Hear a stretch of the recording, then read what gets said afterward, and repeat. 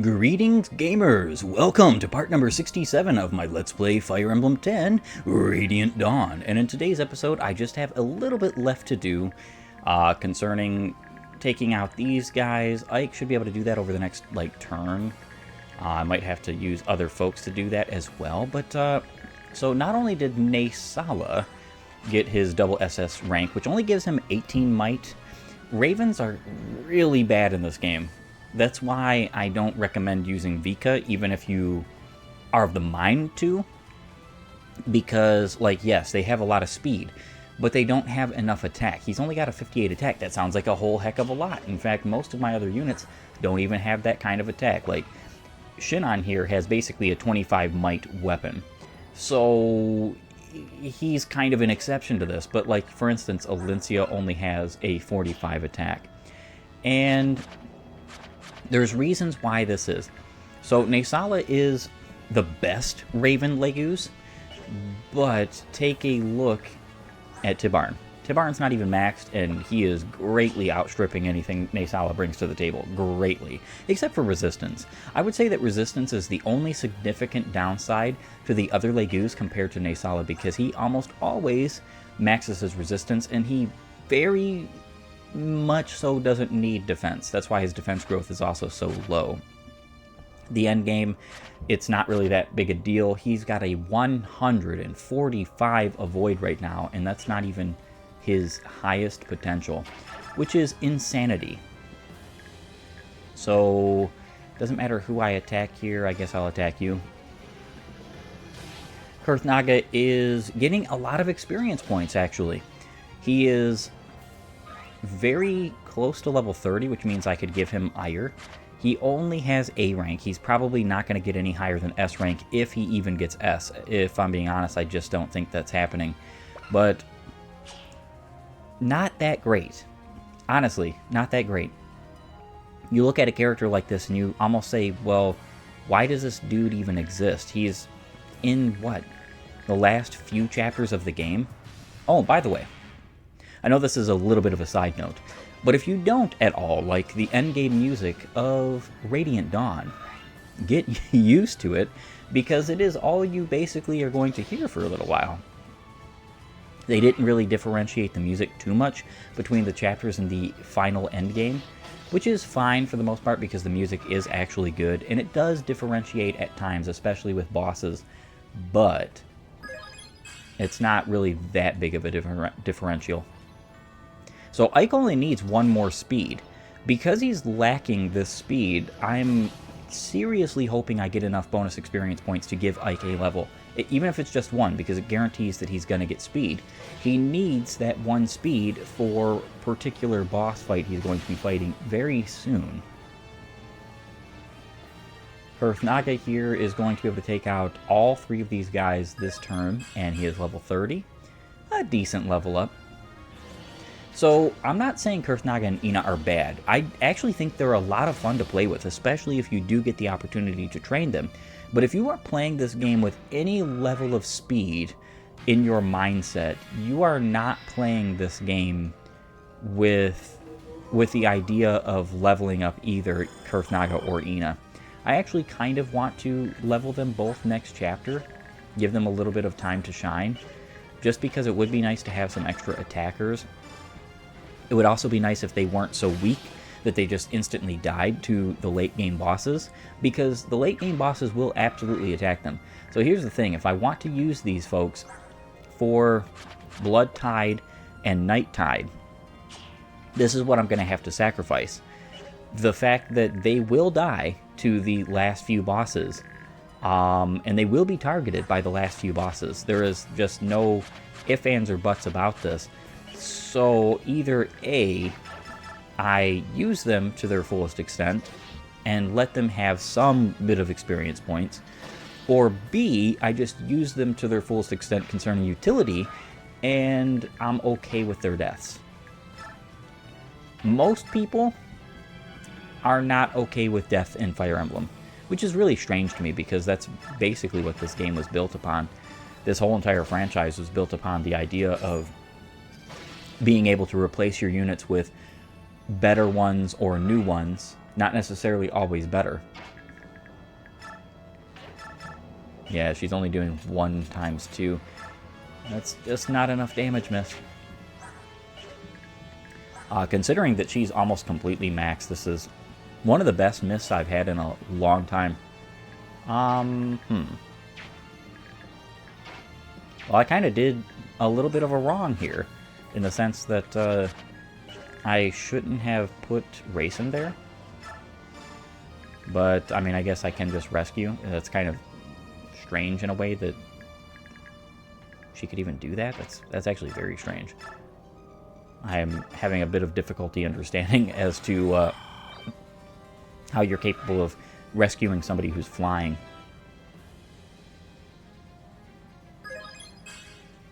Yeah, I wasn't expecting much. Mist only has magic and skill to max. She is actually at her max speed, max HP as well. Sanaki, I guess you can take this because you are the lowest level of my mages. Yeah, so the next chapter, I halfway want to use this next chapter as a means to level up a few of my characters and then just blow through the rest of the 3 as fast as possible, which is going to mean that I'm probably going to make a cut in this next chapter because it's just monotonous, quote-unquote, grinding. I will see if I do happen to make that decision. Micaiah, this is it. I pried this from Lacane's dead fingers. It's the actual blood pact. At long last, we finally found it.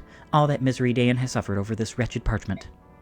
I know, but with this we can finally free Dayan from the curse. Come on, Micaiah, you know what to do. Of course. Whew.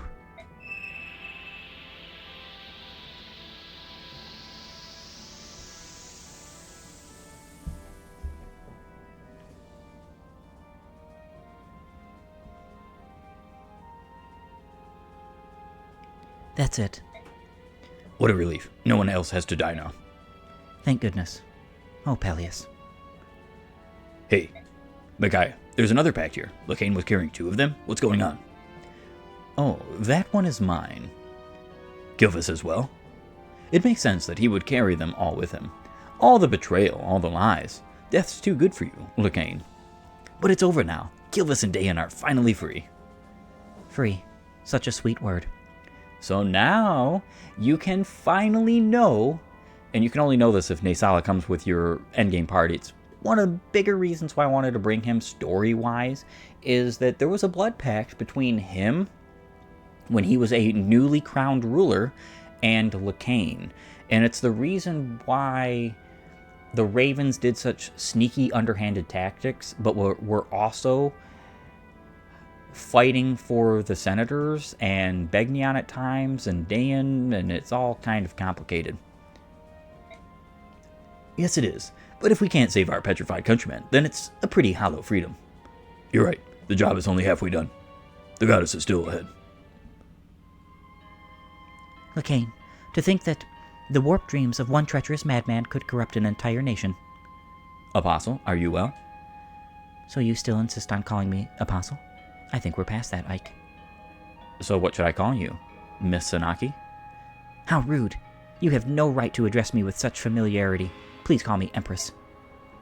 Got it. Empress. You don't have to say it like that. Loosen up a bit.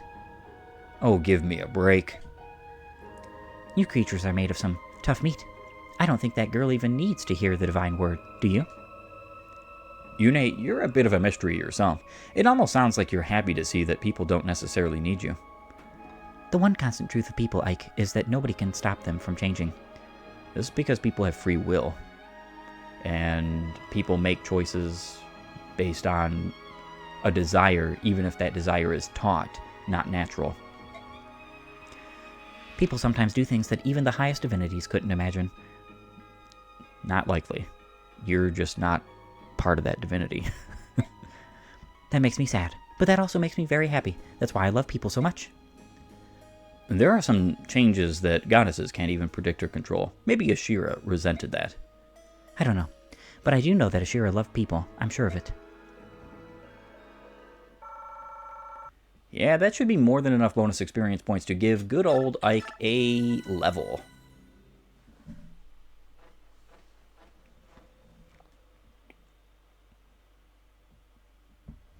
Are we going the right way? Yes, Ashira's at the top. We're going up. This is definitely the right way. I'm a little disoriented, because this is much bigger than it looks from outside. It's not my imagination, is it? To be honest, you probably shouldn't look around too carefully. True miracles can overwhelm and terrify mortal minds. If you dwell on what you see here, you might stop climbing. Really? Yes, really. Well, for most people, anyway. You're all the exceptions. You are all focused on your one goal, and you can't die until you achieve it. That's what you think, right? Yes. Desire propels people forward. That's how it's been since the beginning of your kind. You hope, take, give, kill, struggle. Out of all those needs and desires, hate and strife are born. And that's all right.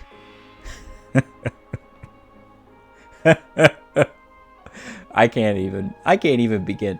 It would be a list longer than a list that would take me a video longer than the entirety of this Let's Play, and probably a couple of other of my Let's Plays, to tell you exactly how wrong that statement and sentiment is, and why it should not be promoted in any form of media, because media is what people absorb, and then you are influenced by media. This is obviously true. All those people who say, well, video games and television can't affect your mind. You know, you just do whatever you want. Well, if that was the case, we wouldn't have whole countries divided based on the news. Stupid. You should want. You should strive to fill that want. You should challenge your fates. When all else fails, you can still die fighting. Your philosophy is pretty extreme, too. Ashira doesn't forgive people for their imperfections. You don't know Ashira, Ike. You just know what this woman is telling you of Ashira. But you embrace both the good and evil natures of people. You seem to enjoy our internal struggles. A straight road is boring. Defeat and destruction are far more interesting than stasis. Huh? Is there a goddess who takes a middle-of-the-road approach? Well, long ago. Wait, stop, everyone. We need to talk. The next one who stands in our way is someone deeply tied to you. Let's go.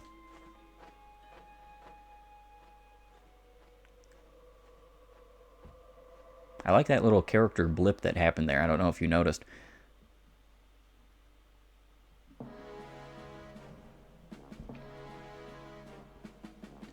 You've come. Welcome, son of Gawain. Welcome all, courageous warriors.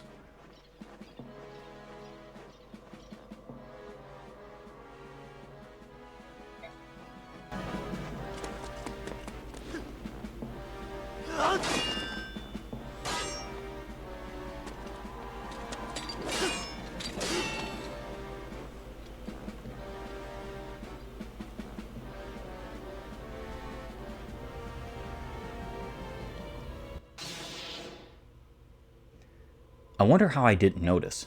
Your composure, bearing, voice, it seems obvious in retrospect. I wish I'd had the chance to fight you, or see you fight, General. Then I would have known a lot sooner. Unfortunately for both of us, that opportunity never came. So it really is you, the Black Knight. No. General Zalgius. Ike, I have long looked forward to the day we would fight again. Now that it is here, let us not delay any longer. Raise your sword and begin. Let's finish this. Stop right there. I've got a debt to settle with this scum. True, your revenge against me remains incomplete. However, may I ask you to step aside for now? Though at different times, Ike and I both learned the way of the sword from the same master.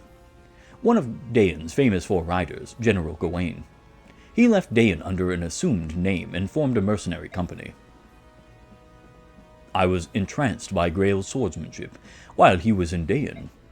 I studied under him, I fought next to him, I idolized him. When he left, I was crushed.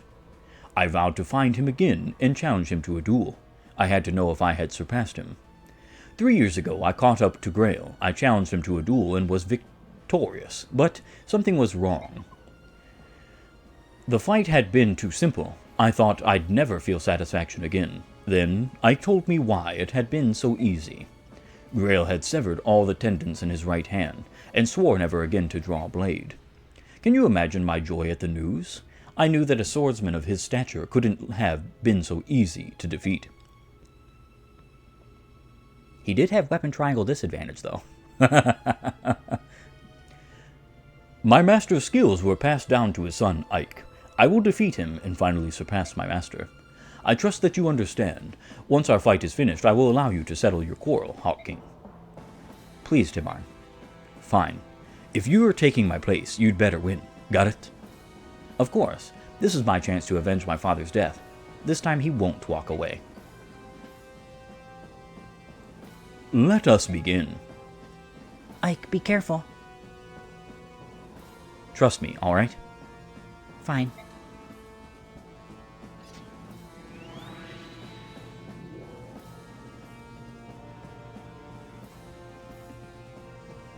I won't allow anyone to interfere with our fight.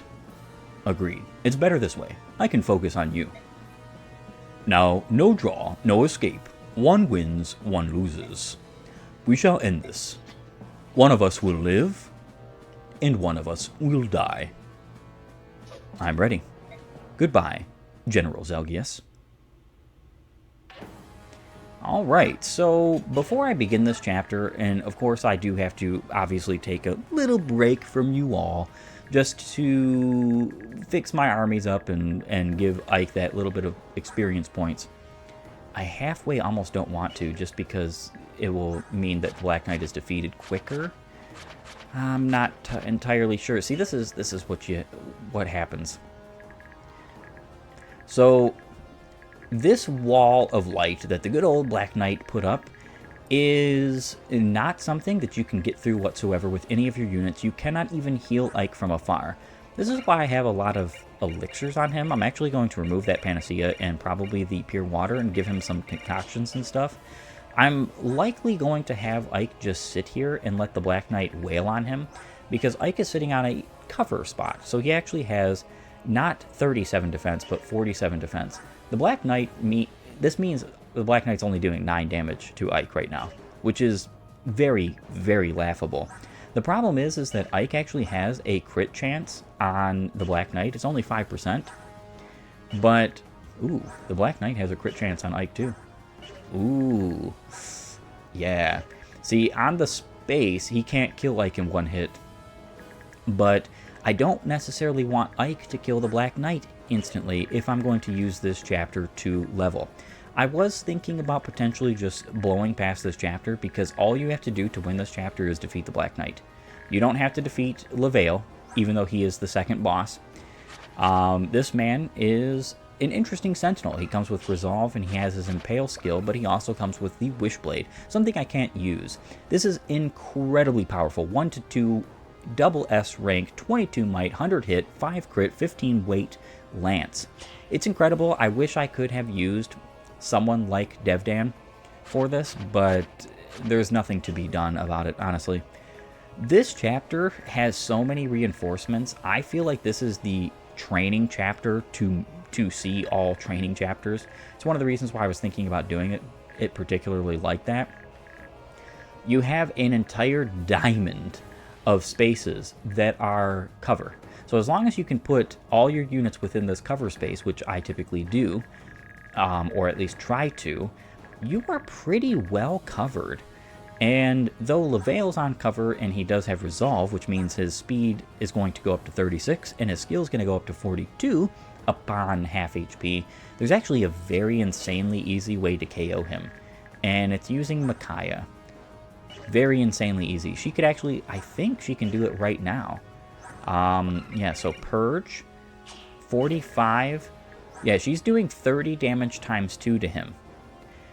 And his Resolve will not proc before she is able to strike him the second time.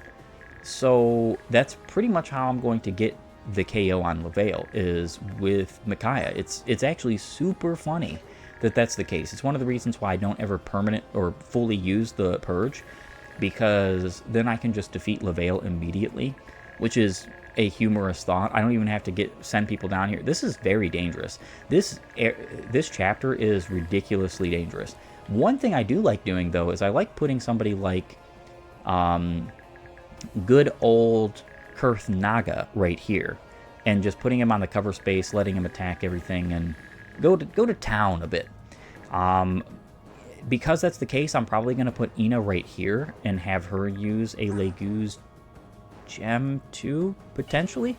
I'm not entirely sure on that because I have to use all of my laguz gems for that are on Racing for the 4 chapters remaining, including this one. And then, yeah, I think that's perfect. Actually, that's perfectly fine to use Kurth Naga's laguz gem on Ena this chapter. That's awesome, actually. So, with that being said, it is time for me to go ahead and take position and prepare my army for this upcoming fight. I will be right back, folks. Alright, gamers, I am back with a fully supplied and positioned army, including an Ike with a bunch of concoctions and an elixir. So, what I could do if I have a little bit of a fear of, like, Ike KOing. See, the problem is if he gets 2 crits, he just KOs the Black Knight. And I don't like that. So I can unequip his Ragnail for the time being, which sounds kind of silly, but I'm telling you, if I want to do any of my supposed strategy here, I'm gonna have to do this. Alright. Now, I am going to Gulger for you. This means that I'm not going to be able to transform with Racing until next turn using a laguz gem. I'm still going to do it, of course.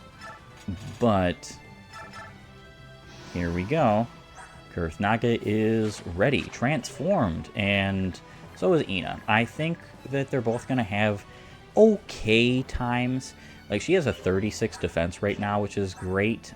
The problem is that she's not going to do all that much damage. I did give her Paragon, of course, and then there's, of course, Sanaki has Paragon.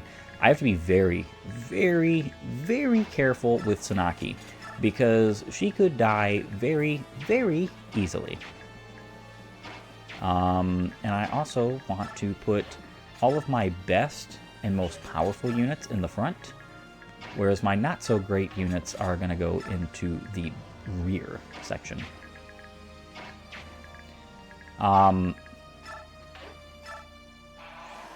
Good old Naysala and good old Kanagus don't have to be on these positions here, which means I do have a back position open for any particular unit.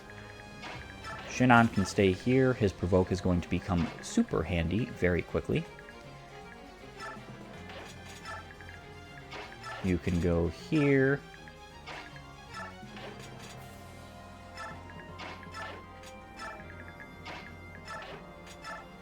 And as you can see, other than just 2 units, I'm able to put everybody else on cover. Now, I could have just decided not to field any of the 2 units particularly that are up there, and I was thinking about that, but it's not really going to matter grand scheme of things. Most of the enemies are going to come to Ena or Kurth Naga because of proximity, and because of the fact that she's doing literally no damage. That might as well be no damage. Now, granted, she's still going to get a lot of experience points because, well, it's just that part of the game. Having a bunch of Canto units, or units that can Canto, is a brilliant idea as well, because the fact of the matter is that somebody like Stefan there, yes, he can use a ranged attack, which is actually a very good idea, and I do have several wind edges I could have given him. I don't really... I almost want to go back and give him some wind edges, but I don't think it really makes that big of a difference. Alright. You guys are missing, and it's kind of funny. I was not expecting anybody to really miss Kurth Naga.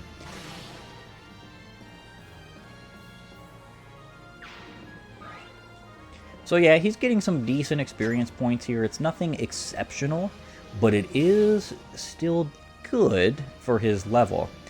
There comes a point where he's not going to gain hardly anything from this, and actually I would prefer at that point more units attack Ena, which is going to happen. once units are not, like, relatively within his range, they're going to go after Ena. Because it just makes more sense for a unit to go after her, since those units are, you know, they're much stronger than her. She's much weaker than Kurth Naga. And the KOs are doing something, just not, you know, a whole lot. Alright, Kurth Naga.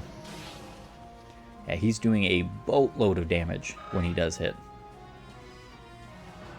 And this should be next to no damage, and it was because he missed.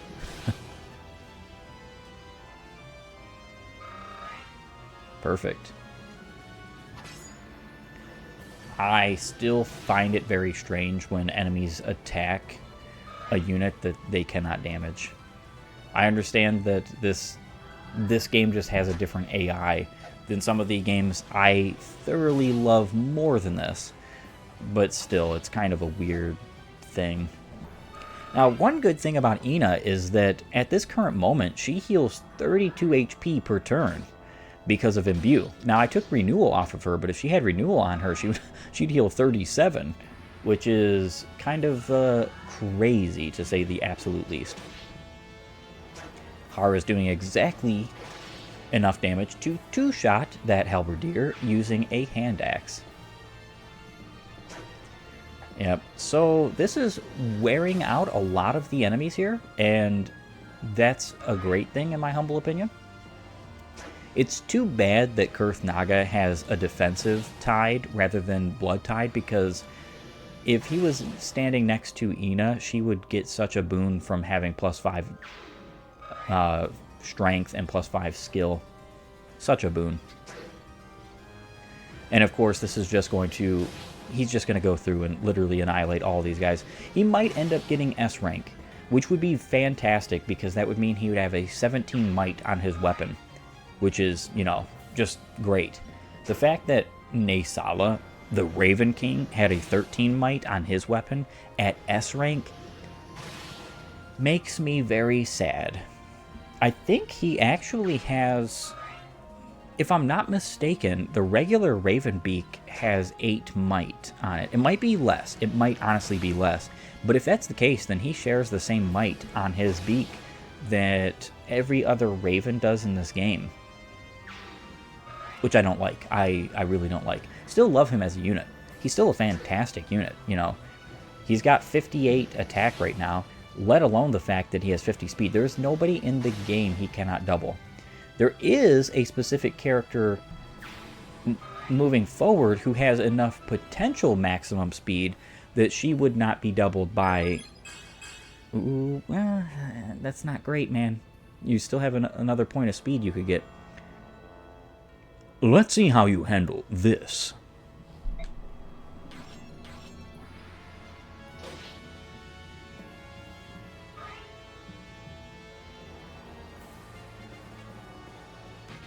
Yeah, so I have to be careful. I don't need to heal Ike now, but every other turn I'm going to have to heal him. Because Ike right now has 50 HP, Black Knight is doing 14 damage. That means if he does crit Ike, he's doing 42. I'm not going to have to heal Ike now, but I will have to heal him later. And that is something to note. One way that you can have a unit like Kurth Naga gain a lot of experience points at this point, including Ena, is if I were to untransform them. So that's not an impossibility, especially because if Ena, for instance, though she only has 13 defense, untransformed, if she was standing next to Kurth Naga, I could do this later in this particular chapter. She would have 18 plus 10, so she'd have 28 defense, which means that she would still take hefty amounts of damage from most of these guys, and most of them would double her.